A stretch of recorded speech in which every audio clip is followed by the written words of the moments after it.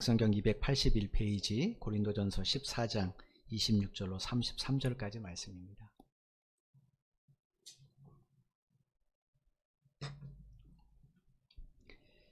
고린도전서 14장 26절로 33절까지 말씀입니다. 신약성경 281페이지입니다. 찾으신 줄 알고 제가 봉독해 드리도록 하겠습니다. 26절입니다. 그런즉 형제들아 어찌할까. 너희가 모일 때에 각각 찬송시도 있으며 가르치는 말씀도 있으며 계시도 있으며 방언도 있으며 통역함도 있나니 모든 것을 덕을 세우기 위하여 하라. 만일 누가 방언으로 말하거든 두 사람이나 많아야 세 사람이 차례를 따라하고 한 사람이 통역할 것이요. 만일 통역하는 자가 없으면 교회에서는 잠잠하고 자기와 하나님께 말할 것이요. 예언하는 자는 둘이나 셋이나 말하고 다른 이들은 분별할 것이요. 만일 곁에 앉아있는 다른 이에게 계시가 있으면 먼저 하던 자는 잠잠할지니라. 너희는 다 모든 사람으로 배우게 하고 모든 사람으로 권면을 받게 하기 위하여 하나씩 하나씩 예언을 할 수 있느니라. 예언하는 자들의 영은 예언하는 자들에게 제재를 받나니 하나님은 무질서의 하나님이 아니시오 오직 화평의 하나님이시니라. 모든 성도가 교회에서 함과 같이. 아멘. 지금으로부터 115년 전인 1907년 1월 2일 날 평양에서 장대현 교회를 중심으로 해서 낮 사경회와 또 저녁 연합 집회가 1월 22일까지 무려 20일 동안 있었습니다. 20일 동안 매일같이 낮에는 사경회는 오늘 말하면 하나님 말씀, 성경 공부와 같은 겁니다. 하나님 말씀을 자세히 우리가 배우는 거죠. 저녁 연합 집회, 이건 이제 지금 우리가 생각하는 일종의 부흥회 같은 그런 개념이에요. 이게 20일 동안 매일 있었습니다. 표를 잠깐 보시면, 좀 보실지 모르겠지만 이게 1907년 1월에 있었던 집회 상황, 현황입니다. 현황. 여러분 아시는 것처럼 이 집회는 한국교회의 획기적인 전환점이 됐습니다. 이게 없었으면 아마 우리 한국교회는 이렇게 기독교 국가가 되지 못했을 거예요. 여러분 아시는 것처럼 복음이 아시아에 들어올 때 처음 한국부터 오지 않았습니다. 중국이 제일 먼저 복음이 갔어요. 이 러시아를 통해서 동방정교회나 이런 개신교들이 들어갔고, 그 다음 이제 일본으로 복음이 들어왔습니다. 왜냐하면 그 당시 우리나라는 개방을 하지 않은 그런 시대입니다. 응성군의 대원군의 이런 적적도 그렇지만 그때 우리는 이 세상에 개방을 좀 하지 않았죠. 근데 중국이나 일본은 막 문물을 받아들였기 때문에 성사들이 함께 많이 들어와서 복음을 전했습니다. 근데 지금 보면 중국의 기독교인들 또 일본의 기독교인들 비교해 보면 정말로 우리나라가 얼마나 하나님의 큰 복을 받았는지 모릅니다. 그 결정적인 사건이 평양 대부운동이에요. 이와 같은 일들이 중국이나 일본에서는 일어나지 않았습니다. 우리나라에서만 일어났어요. 이 집회는 사실은 놀라운 게 뭐냐면 구체적인 전략이나 치밀한 프로그램을 가지지 않았습니다. 지금 학생의 수련회나 청년의 수련회, 연합수련회 같은 데 보면 얼마나 치밀하게 전략을 세우고 프로그램을 개발하는지 몰라요. 그래서 정확하게 탁딱 맞게끔 프로그램이 진행되고 그 다음에 여러 가지 포스터나 홍보 같은 것도 굉장히 잘 이루어져요. 근데 그 당시에는 그렇지 않습니다. 구체적인 전략이나 치밀한 프로그램 갖고 열린 집회가 아니에요. 앞에 도표를 보시면 1월 14일 저녁 연합 부흥회 때 강유문이라는 사람이 회개했다라는 기록이 되어 있습니다. 이 강유문이 누구냐면 그 당시 북평양교회 전도사였습니다. 그런데 그 당시에 장대현교회 김종섭이라는 장로님이 있는데 이분하고 이 전도사님이 아주 심각한 갈등이 있었어요. 왜 갈등이 생겼냐면 장대현교회에 있는 김종섭 장로가 방일항이라는 선교사님을 굉장히 힘들게 했습니다. 방일항 선교사는 외국 선교사거든요. 우리나라로 이름은 바꿨지만 근데 사역을 굉장히 많이 방해했어요. 그런데 강유민이라는 이 전도사님은 방일항 선교사의 굉장히 가까운 동역자입니다. 그러니까 선교사들이 주의를 함에 있어서 방해를 하니까, 그것도 외국이라는 이유 때문에 얼마나 믿겠습니까? 뭘 해도 계속 태클만 걸고 그러니까 밉죠. 그런데 그가 1월 14일 저녁 집회 때 모든 성도들 앞에서 강단에 나와서 뭐라고 고백했냐면 나는 지금까지 저 김종섭 장로를 미웠습니다 라고 고백하며 공개적인 용서를 구하는 거예요. 그러자 잠시 후에 김 장로가 강단 앞에 나와서 이렇게 이야기했습니다. 나는 하나님을 거슬러 싸운 죄인입니다. 교회 장로이면서 간유문 선도사뿐 아니라 방일한 목사님도 미워한 죄를 지었습니다. 나를 좀 용서해 주십시오 라고 이야기하고는 부평양교회 강유문 전우사와 함께 부둥켜 안고 엉엉 울었어요. 근데 그 모습을 보고 예배당에 모인 교인들이 뒤집어진 겁니다. 함께 울면서 기도했어요. 물론 이전에 길선주 목사님의 회개가 있었습니다. 길선주 목사님은 우리나라 제가 알기로는 개신교 목사 중에서는 최초로 목사 안서를 아마 장로에서 받았을 거예요. 이분이 공개적인 자기 죄를 고백했고 그 다음에 이런 일이 일어났습니다. 그 다음부터 그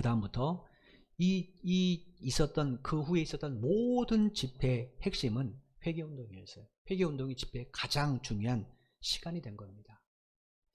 그리고는 이제 이런 집회를 통해 이제 평양에 부흥운동이 일어나게 되는 거예요. 이 소식을 이제 한국교회 야사에 보면 이 소식을 누가 듣게 되냐면 만주 봉천에 있는 중국인 장로 두 사람이 들었어요. 중국도 이렇게 변하고 싶은 겁니다. 그래서 이분이 평양 대부흥운동이 실체를 좀 보고 싶은 거예요. 거기에 평양에서 사람들이 기독교인들이 모여서 난리 났다더라. 서로 회개하고 끌어안고 난리 났다더라. 중국에도 이런 일이 일어나고 싶어서 이 만주 봉천교회에 있는 이 중국인 장로 두 분이 이제 평양을 직접 본 겁니다. 눈으로 좀 확인하고 싶고 그 현장의 분위기를 좀 느껴보고 싶은 겁니다. 어떻게 이런 일이. 근데 문제는 왔는데 이미 집회가 다 끝났어요. 20일이 다 지난 상태입니다. 그러니까 이제 할 수 없이 이제 평양에서 장사하는 중국 상인들, 중국인이니까 말이 통하잖아요. 중국 상인들을 찾아가서 물었답니다. 평양에는 정말로 기독교인이 많습니까? 라고 물었대요. 그랬더니 중국 상인이 많지요. 아주 많습니다. 이렇게 대답했답니다. 그래서 재차 물었습니다. 그러면 기독교인이 대체 어떤 사람들입니까? 마치 자기들이 기독교인이 아닌 것처럼 이렇게 물어봤답니다. 그랬더니 이 상인이 기독교인은 정말로 선량한 사람입니다 라고 말을 하더래요. 그래서 혹시 구체적인 사례가 있습니까? 라고 물어봤답니다. 그러자 중국 상인이 이렇게 대답을 해줬대요. 들어보십시오. 조선 사람들은 대개 외상값을 잘 갚지 않습니다. 물건을 가지고 가도 대금을 차일피일 미루다 종국에는 떼먹기가 일쑤입니다. 나와 거래하는 한 조선인이 있었는데 그 사람 역시 내게서 물건을 가져간 후 도무지 물건값을 줄 생각을 하지 않았습니다. 그런데 어느 날 그동안 밀렸던 외상값을 몽땅 가지고 와서 갚았습니다. 그래서 내가 하도 신기해서 외상값을 몇 년째 갚을 생각을 않다가 왜 이렇게 한꺼번에 몽땅 갚느냐, 어디서 큰 돈이라도 벌었냐 이렇게 물었습니다. 그랬더니 그가 이렇게 말했습니다. 내가 전에는 교회만 다녔는데 이제 예수 교인이 되고 보니 떼먹은 외상값을 갚지 않을 수 없었습니다. 그래서 밀린 외상값을 가지고 왔다고 합니다. 라고 자기의 실제적인 사례를 들었어요. 그리고 나서 중국인 상인이 두 장로에게 이렇게 말했대요. 예수교 참 좋은 곳입니다. 이렇게 말해 주었다고 합니다. 여러분, 우리 한국교회가 부흥된 것은 뭐 전도 전략이 있어서가 아닙니다. 하나님 앞에 진실한 회개예요. 자기 죄를 인정하고 그리고 실제로 한국 야세에 보면 이 평양 대부운동 후에 무슨 일이 있었는가?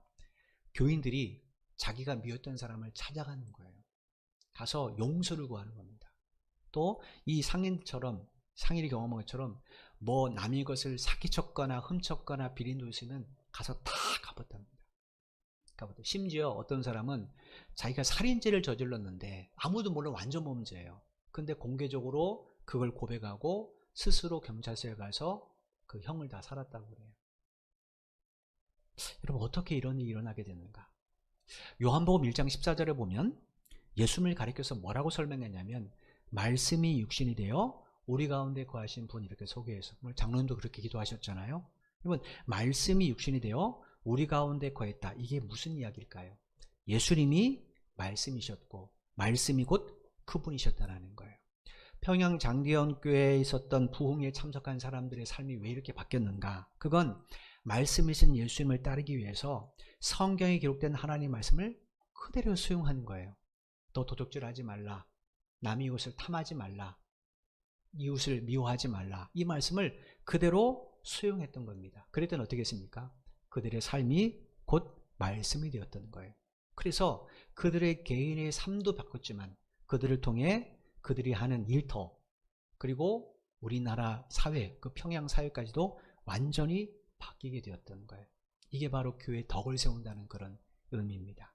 사도 바울이 고린도 교회 성도들에게 14장 1절에서 안수를 이야기하면서 뭐라고 이야기했습니까?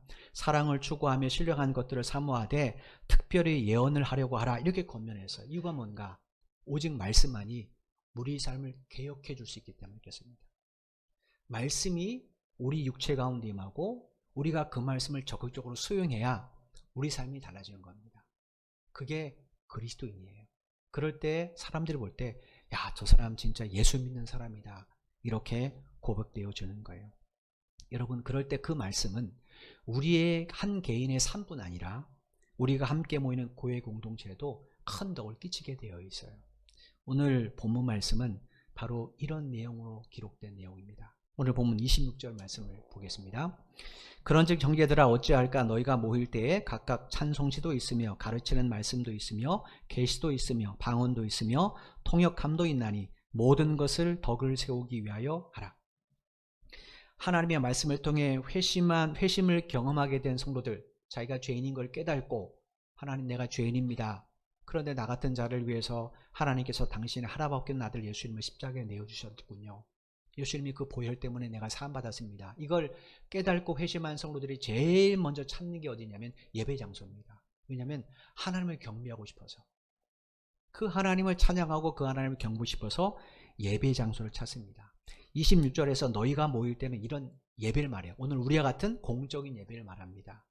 여러분, 우리가 주일날 이렇게 하나님 앞에 드리는 예배를 보면 우리가 순서에 따라 예배를 드리잖아요. 그죠? 그 예배 요소가 포함된 거예요. 그 요소를 통하여 하나님을 예배해요. 그 순서에 보면 찬송도 있고 기도도 있고 헌금도 있고 말씀 선포도 있습니다. 성가대 찬양도 있고.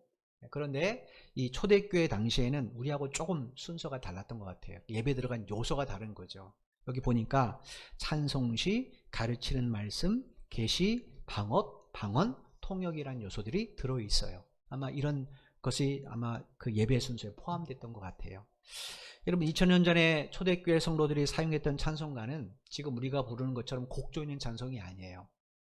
그 당시 찬송은 뭐냐면 유대인들은 곡조가 붙어지 않는 시편을 가지고 찬양합니다. 시편의 내용을 가지고 음일식으로 찬양해요. 우리나라 옛날에 우리나라 창가 같은 데 보면 실제로 악보가 없잖아요. 근데도 머리로 다 외워서 부르는 것처럼 조상들로부터 전해져 내려온 이 말로 전해져 내려온 그 찬양을, 시편 내용을 그대로 흥얼거리며 찬양을 했단 말이에요.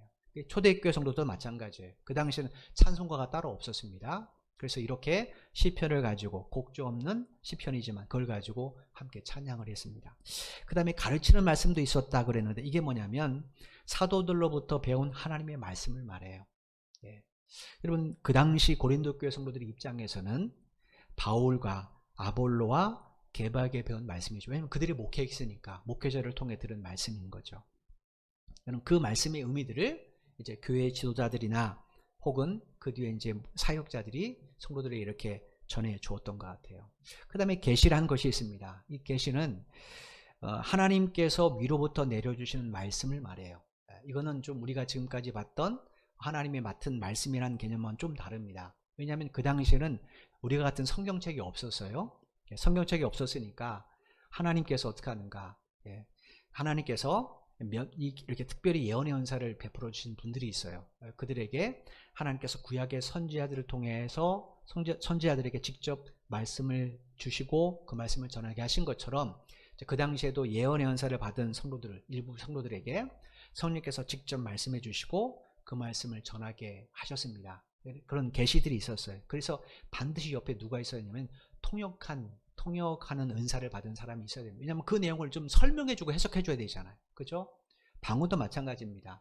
방언도 이제 대표 기도로 하는 사람들이 있었기 때문에 그런 경우 도대체 또 방언으로 말씀을 전하는, 특별히 예언 은사를 받은 분들이 대부분 이제 방언으로 이렇게 하나님의 말씀을 전하는 경우들이 있기 때문에 옆에 통역하는 사람을 세워서 했습니다. 그러니까 통역은 따로 프로그램이 있는 것이 아니고 순서가 있는 것이 아니고 누가 방언으로 대표 기도를 하거나 또 예언 은사를 받은 사람이 하나님께 임한 예언을 방언이나 아니면 이렇게 전할 때 옆에 이제 통역을 세우고 이렇게 했다라는 거예요.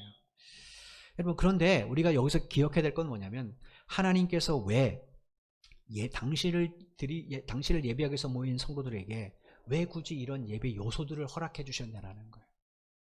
그냥 모여서 그냥 하나님 찬양하고 그 다음에 말씀 읽고 말씀 나눠가면 될 텐데, 왜 하나님께서 굳이 이렇게 예배 순서나 예배 요소들을 허락해 주셨는가?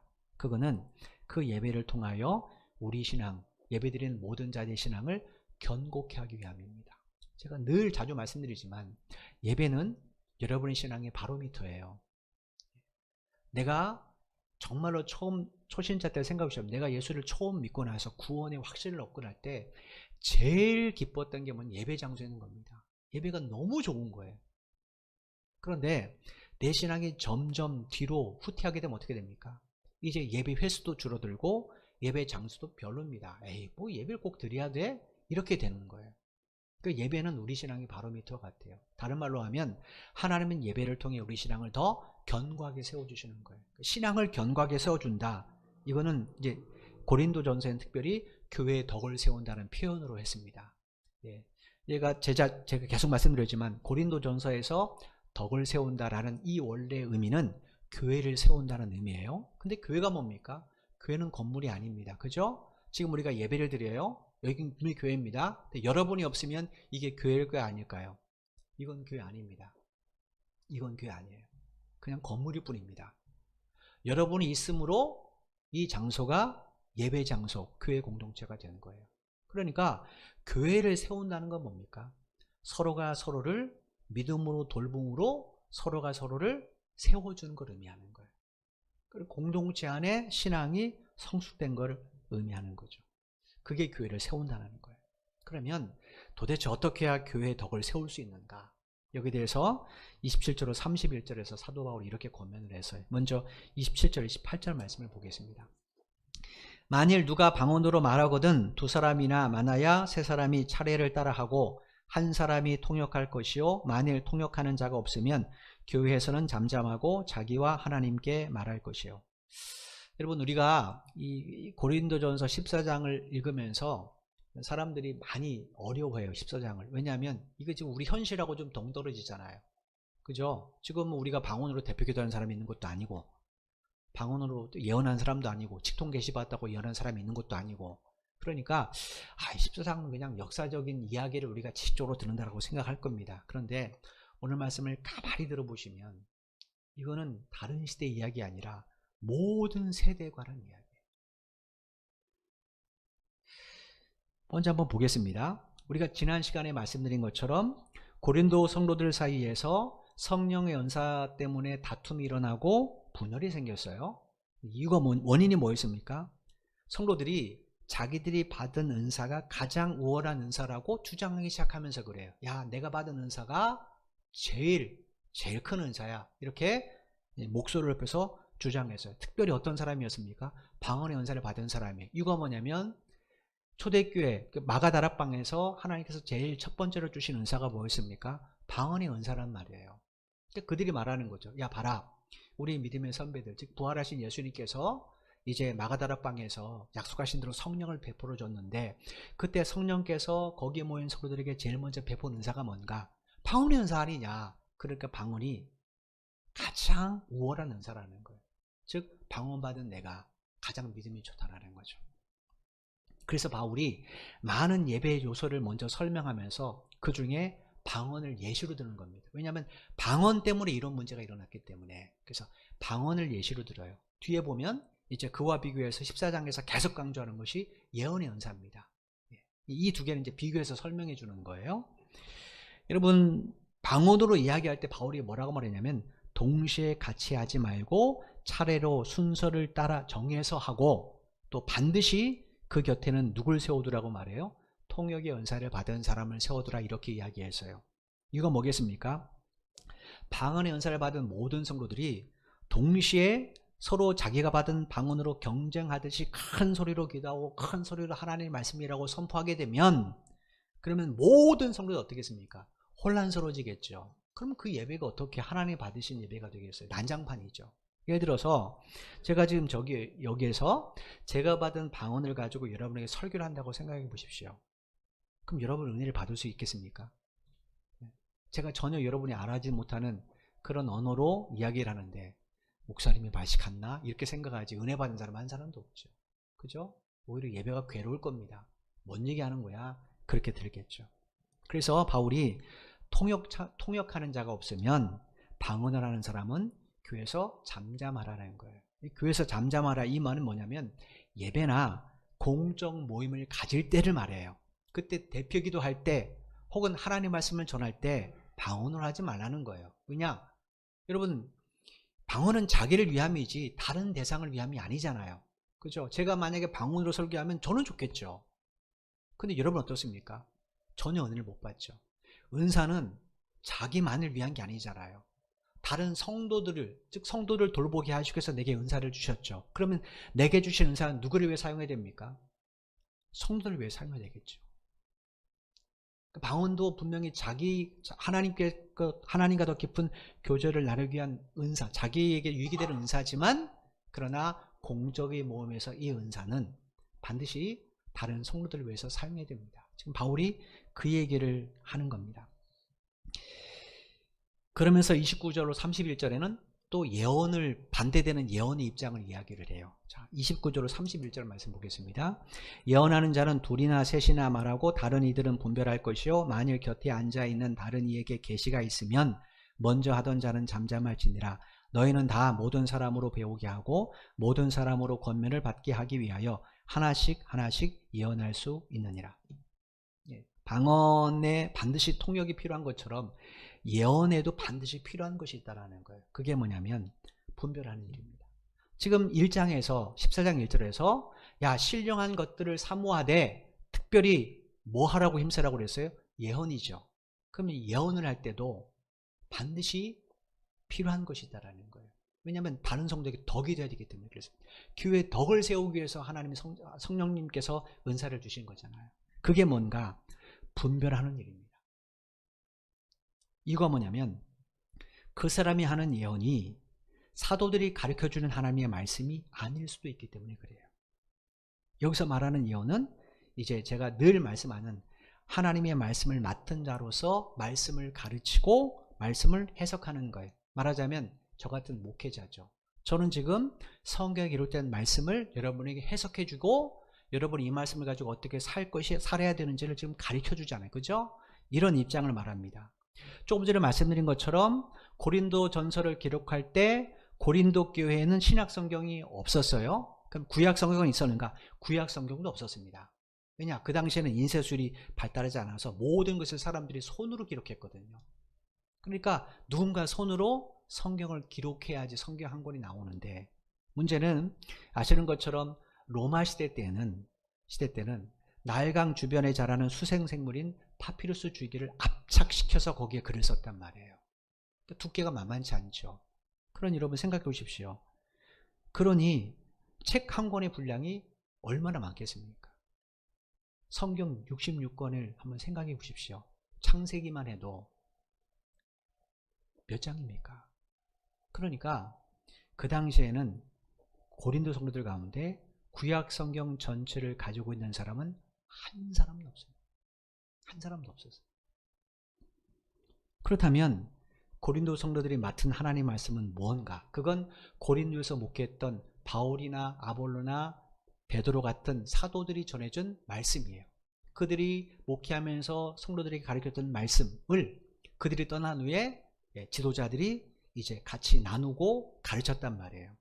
그런데 문제는 이제 여러분 이걸 염두에 두고 29절로 30절 말씀을 읽어야 돼요. 문제는 어떤 성도가 나는 바울 선생님에게, 나는 아볼로 선생님에게, 나는 베드로 선생님에게 이렇게 배웠습니다 라고 사람들에게 이야기를 해줘요.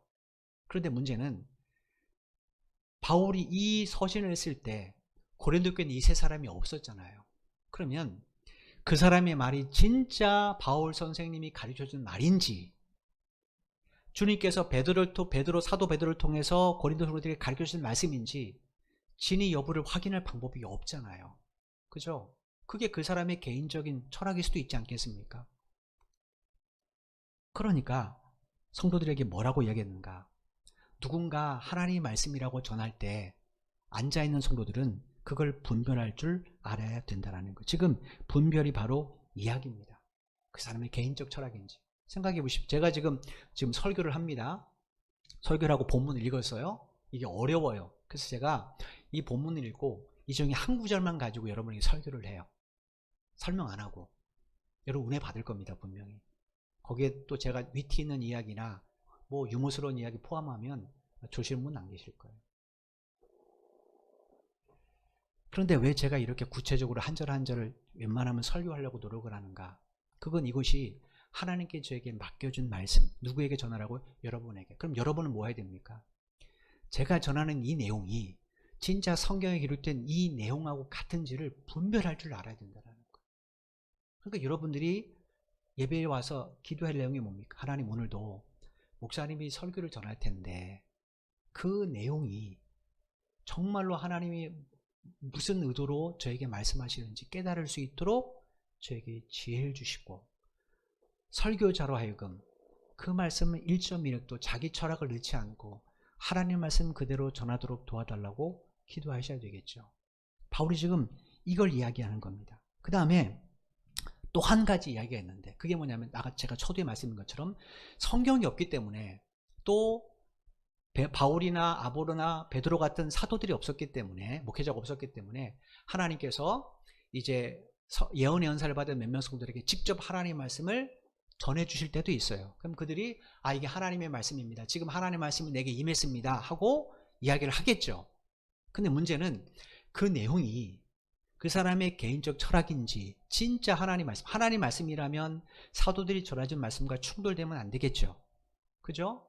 성경에 있는 내용과 충돌되면 안 되잖아요. 제가 여러분에게 전하는 이 내용이 성경과 충돌되면 안 되잖아요. 이거를 분별할 줄 알아야 된다는 거예요. 바울이 그래서 1절에서 모든 성도들을 알고 예언을 하려고 힘쓰라는 말이 그겁니다.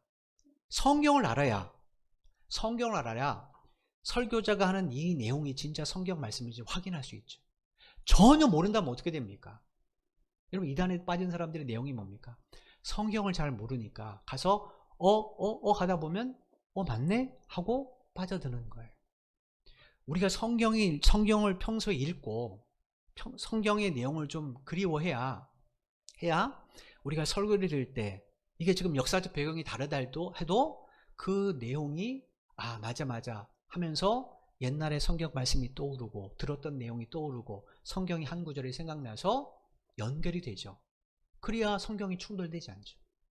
제가 여기서 열심히 설교하는데 이게 이단의 사설인지 뭔지 전혀 분간하지 못한다면 안 되잖아요. 지금 사도 바울이 왜 모든 성도들에게 예언하기 힘쓰라고 말하냐면 이 분별력 때문에 그래요. 예언하는 사람도 또 듣는 청중들도 분별할 줄 알아야 된다는 거예요. 그럼 다 어떻게 됩니까? 하나님의 말씀을 사모해야 되겠죠. 여러분 가운데 이미 우린 본문이 정해져 있잖아요. 다음 주에 뭘 설교할지를. 이걸 한 번이라도 한 주간 동안 읽으신 분들이 있는지 모르겠어요. 꼭 한번 해보십시오.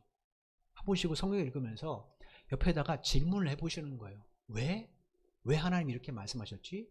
이게 도대체 무슨 내용이야? 그리고 여러분이 한 번만이라도, 이거 읽는데 10분도 안 걸리잖아요. 한 번이라도 옆에다가 여러분의 궁금증이나 여러분의 질문들을 놓고 설교를 들으시면, 은혜 안 받으면 그건 절대로 그런 일은 없습니다.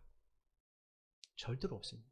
우리가 하나님의 말씀을 잘 사모하지 않으니까 오늘 내용이 내가 모르니까 답답하고 충돌되는 거예요. 지금 바울이 그래서 이런 이야기를 하는 겁니다. 그러면서 32절에 매우 중요한 이야기를 해요. 이것이 어쩌면 십자장에서 가장 중요한 내용일 수도 있습니다. 32절 말씀 보겠습니다. 예언하는 자들의 영은 예언하는 자들에게 제재를 받나니. 이건 여러분 우리에게 매우 중요한 이야기예요. 그래서 예언하는 자들이 뭐냐면 하나님의 말씀을 해석하고 가르치는 사람이에요. 말하자면 설교자 같은 사람이죠.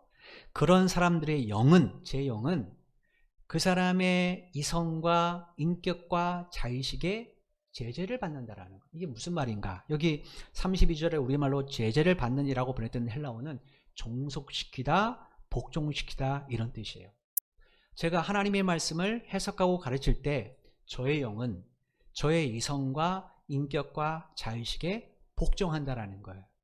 이게 무슨 내용이냐면 그 당시 예언 은사를 받았다고 하면서 마치 황홀교에 빠진 사람처럼 자기도 알아듣지 못하는 말을 하는 사람들이 있어요. 막 하면서 나 예언에서 하나님 말씀 내게 임했습니다 하고 막 뭐라고 전하는 사람이 있더라는 거예요. 근데 정말로 그런가? 성령은 그렇게 임하지 않습니다. 여러분 무속인들을 보시면 TV나 이런 같은 무속인 보시면 신이 임했다고 하면서 황홀교에 빠지잖아요. 그죠? 그러면서 자기가 알지도 못한 말을 막 하잖아요. 그때 그 사람의 영은 뭐에 지배를 받습니까? 그에게 임한 귀신에게 압도당하고 지배를 받아요. 그래서 그 이성도 인격도 자의식도 심지어 목소리까지 다 빼앗깁니다. 그래서 멀쩡한 사람이 애기 목소리로 내고 어른 할머니 목소리로 내고 그러잖아요. 그런데 깨고 나면 모르는 거예요. 성령께서 우리에게 주시는 예언의 은사는 전혀 그렇지 않습니다. 성령은 우리의 이성과 우리의 인격과 우리의 자의식을 억압하지 않습니다. 그럼 로봇처럼 만들죠. 하나님 우리에게 자의식을 주신 이유가 뭡니까? 왜 우리에게 이런 걸 주셨습니까? 존중하시기 때문에. 그래서 인격적인 분이에요. 하나님 우리 인격을 하나님 무시하지 않습니다. 멸시하지 않습니다. 다 사용하십니다. 그래서 그것으로 나의 이성과 나의 인격과 나의 지식과 나의 자의식으로 하나님의 말씀을 바르게 해석하고 가르치도록 역사하신다는 것. 이게 성경입니다. 그래서 디모데후서 3장 16절 17절 보면 성경을 이렇게 설명을 해놨어요. 디모데후서 3장 16절 17절입니다. 모든 성경은 하나님의 감동으로 된 것으로 교훈과 책망과 바르게 함과 의로 교육하기에 유익하니 이는 하나님의 사람으로 온전하게 하며 모든 선한 일을 행할 능력을 갖추게 하려 함이라. 여기 모든 성경은 구약 39권, 신약 27권 합쳐서 66권 우리가 가진 성경책을 말합니다. 이 모든 성경에 쓰여진 모든 내용들은 다 하나님의 말씀이라는 거예요. 근데 생각해 보십시오. 이걸 누가 썼습니까? 사람이 썼잖아요. 사람이 썼는데 왜 하나님의 말씀입니까? 그죠? 여기에는 사탄이 사람과 대하는 내용도 있고 예수님이 사탄과 대하는 내용도 있잖아요. 그죠? 예수님 시험 받으실 때 40일 금식하시고 세례받고 40일 금식하시고 광야에서 시험 받으실 때 사탄하고 대화 나눴잖아요. 그럼 사탄의 말이 있는데 이게 하나님의 말씀일까요? 그 얘기가 아닙니다. 성경에 기록된 과정이 하나님의 뜻을 온전히 담고 있기 때문에 이게 하나님의 말씀인 거예요. 어떻게 이 말씀이 기록됐는가? 여기 보니까 하나님의 감동으로 됐다라고 되어 있어요. 하나님의 감동으로 됐다. 그러니까 원저자는 누굽니까? 사람이 아니고 하나님이신 거예요. 그럼 감동으로 됐다는 건 뭐냐면 성령의 충만함을 말해요. 그러니까 성령의 충만함을 하나님께서 그 사람에게 입혀주셔서 인간 저자로 하여금 그가 하던 모든 지식을 다 동원해서 올바른 어휘를 선택하게 하시고 기록할 내용들을 하나님의 뜻대로 정확하게 기록하도록 역사하셨다는 거예요. 그럼 예를 한번 들어보죠. 저기 설교문을 갖고 있습니다. 그죠? 이 설교문은 제가 일주일 동안 작성을 하는 거예요. 설교문을 작성할 때 저는 제일 먼저 하나님 앞에 돌고 합니다. 성령님, 제가 오늘도 하나님의 말씀을 읽어야 되는데 이 무지한 자가 역사적 배경도 모르는데 이 말씀을 어떻게 설명합니까?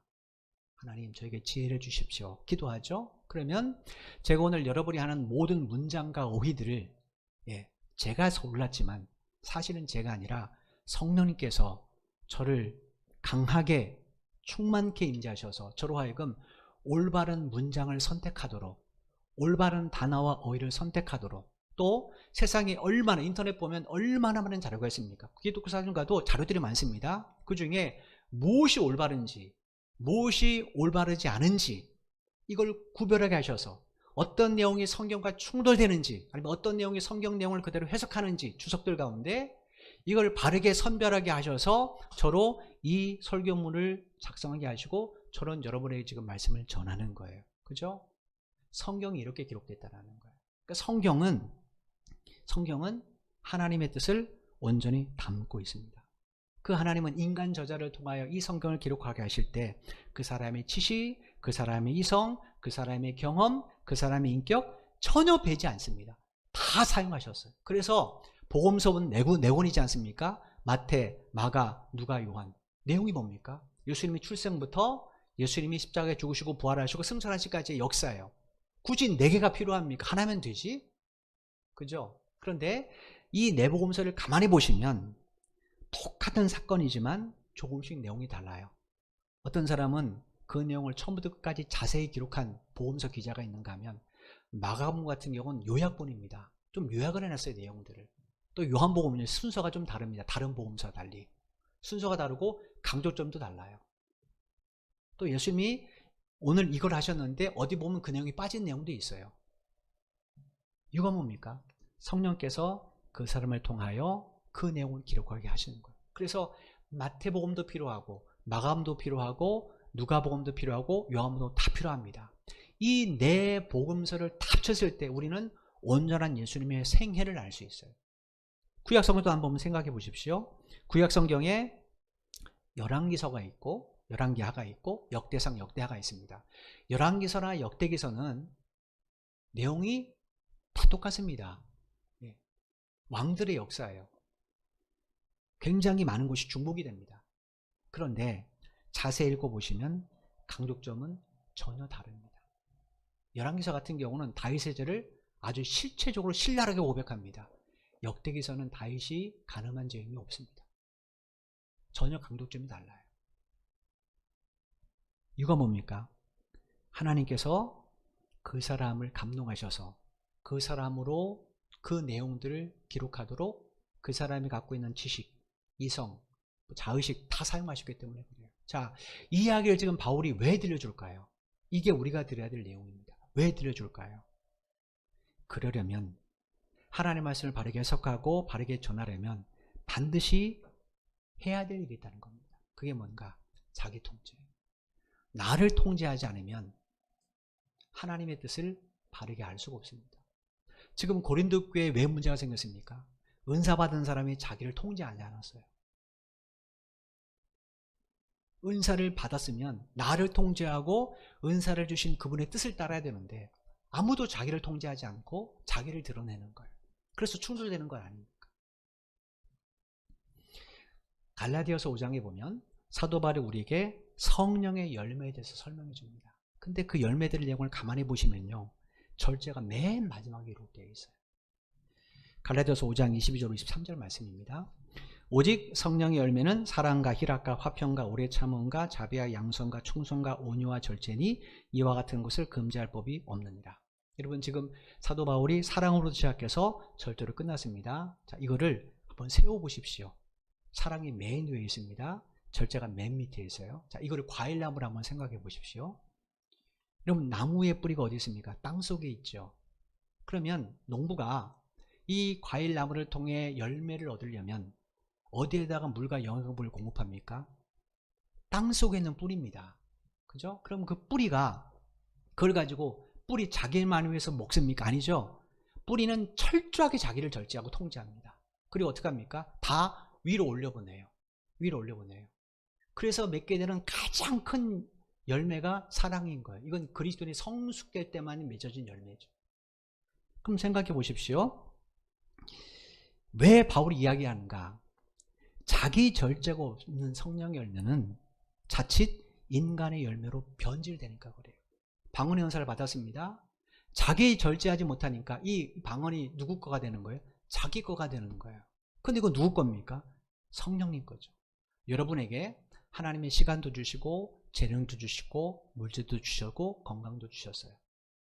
일부 예배 때도 말씀드렸지만 여러분 가운데 간밤에 여러분의 심장을 지키신 분이 한 분이라도 있습니까? 우리는 우리 심장을 지켜본 적이 없어요. 그죠? 옆에 있는 가족이 내 심장을 지켜줬습니까? 시간 지켜가면서 심장 박동수 재가면서 지켜줬습니까? 아니죠. 아무도 안 지켜줬습니다. 근데 오늘 우리는 눈을 뜨고 이 자리에 왔어요. 그럼 이건 누가 지켜준 겁니까? 내가요? 나는 잠들었는데 누가 지켜준 겁니까? 이 심장을 주신 하나님이 지켜주신 거잖아요. 그죠? 그럼 우리에게 주어진 이 심장이 작동함으로 말미암아 우리에게 주어진 시간들, 심장이 움직이기 때문에 살아서 움직이고 작동하기 때문에 우리에게 시간이라는 것이 생긴 거잖아요. 그럼 우리에게 준 시간, 이걸 통하여 일하게 된 모든 물질이든 재능이든 이 모든 것들의 주인이 누굽니까? 하나님의 것이죠. 이 하나님의 것을 바르게 사용하려면 어떻게 됩니까? 반드시 자기 절제가 있어요.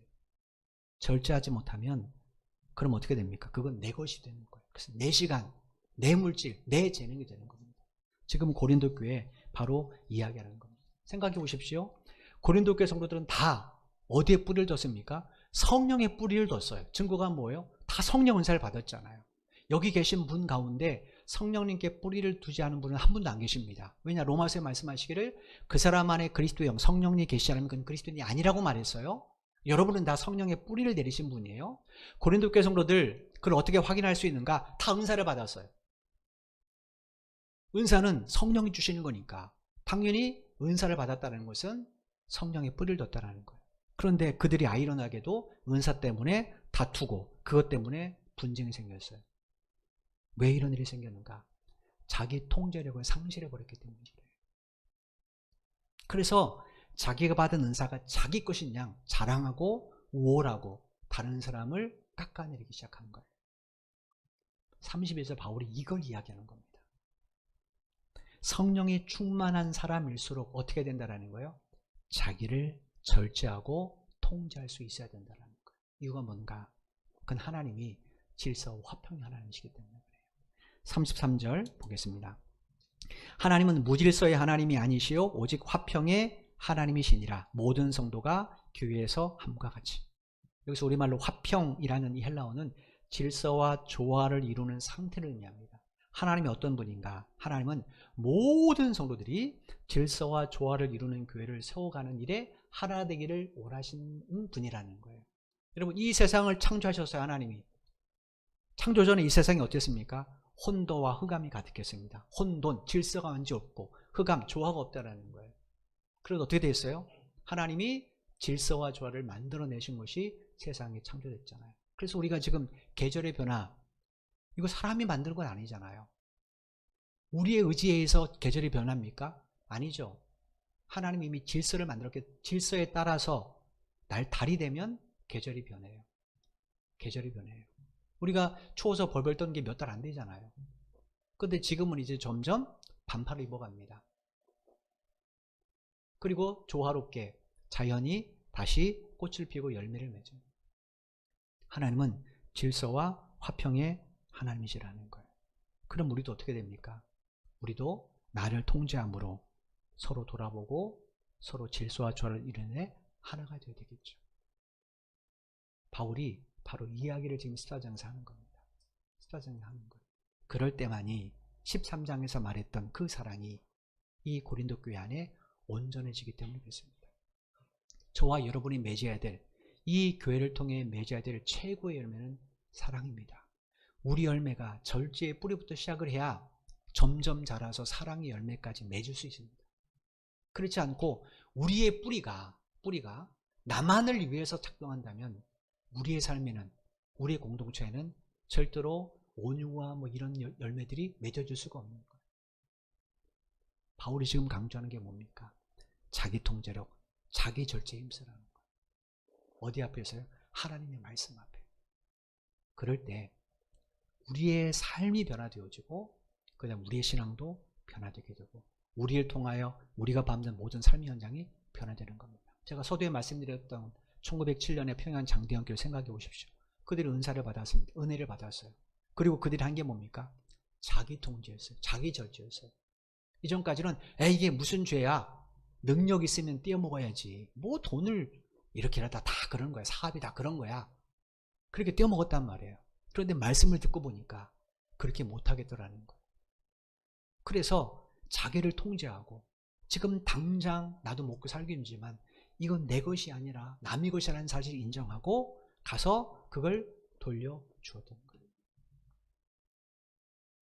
그럴 때만이 우리들의 삶도 변화되어지고 우리 신앙에도 아름다운 열매들이 맺어지게 되는 겁니다. 여러분, 사랑이 뭡니까? 남녀가 서로 사랑해서 가정을 이룰 때 사랑이 뭡니까? 사랑은 철저하게 자기 통제와 자기 절제를 통해서 온전한 사랑이 시작되죠. 내 것만 고집한다면 어떻게 저 사람에게 남은 생애를 다 내어줄 수 있겠습니까? 내가 저 사람과 하나가 되려고 할 때는, 가정을 이루고자 할 때는 반드시 자기 통제와 자기 절제를 내가 결단했기 때문에 하는 거잖아요. 그래서 결혼 서약서가 뭡니까? 자기를 위한 서약이 아닙니다. 상대방을 위한 서약이에요. 나는 이렇게 살겠다라는 거예요. 요즘 젊은 사람들은 결혼식 때 보니까 서약 내용이 굉장히 구체적이고 넓더라고요. 지킬지 몰라요. 저희 때는 짧았는데 지킬지 몰라요. 그거 지키려면 철저하게 자기를 통제해야 돼요. 우리 신앙도 마찬가지입니다. 하나님께서 우리에게 또다시 일주일간 시간을 주실 겁니다. 재능도 주실 것이고 물질도 주실 것이에요. 그 속에서 여러분 철저하게 주를 위해서 한번 자기 통제에 힘쓰시기 바랍니다. 그러면 여러분 가운데 여러분의 삶을 통하여 여러분의 가정에도 일터에도 우리 교회도 아름다운 열매들, 특별히 사랑의 열매들이 가득 맺어지게 될 겁니다. 말씀 앞에 나를 통제함으로 이런 은혜의 통로로 쓰임받는 여러분 모두가 되시기를 주님의 이름으로 축원을 드립니다. 기도드리겠습니다. 하나님 감사합니다. 우리를 사랑해 주셔서 이렇게 오늘도 주 앞에 나와 하나님의 말씀을 듣게 하셔서 감사합니다. 이 말씀이 도대체 나와 무슨 상관이 있는가 생각하고 읽어봤지만 하나님 이것은 지금 나의 이야기임을 다시 한번 깨닫게 됩니다. 우리가 주를 위해 산다고 말하지만 사실은 가만히 내용을 살펴보면 늘 우리는 나를 위해 살아갑니다.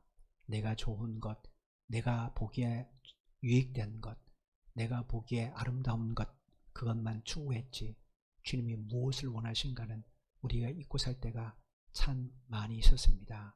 하나님 우리 어리석음을 깨닫게 해주셔서 참 감사합니다. 이후에는 성령 안에서 우리가 자기 통제와 자기 절제에 힘쓰는 그리스도인이 될 수 있도록 도와주옵소서. 하나님의 말씀 앞에 철저히 낮아지길 원합니다. 겸손히 그 말씀을 수용하기를 원합니다. 그리고 그 말씀을 따라 다시 한번 주의 말씀을 통하여 살아가는 우리 모두가 되기를 원합니다. 하나님 1907년에 평양 장대교회에서 있었던 그 말씀의 역사가 우리에게도 일어나기를 간절히 소원하오니 우리를 회복시켜 주옵소서. 특별히 하나님의 뜻과 하나님과 멀어졌던 우리의 이 관계들, 이 죄악들을 용서해 주시고 다시 첫사랑을 회복하는 우리 모두가 되기를 원합니다. 성령님 날마다 주의 말씀을 가까이 하게 하시고 그 말씀을 내 삶의 가장 중요한 기준으로 받아들이게 하셔서 우리 모두 다 말씀의 통로로 쓰임받을 수 있도록 은혜 베풀어 주옵소서.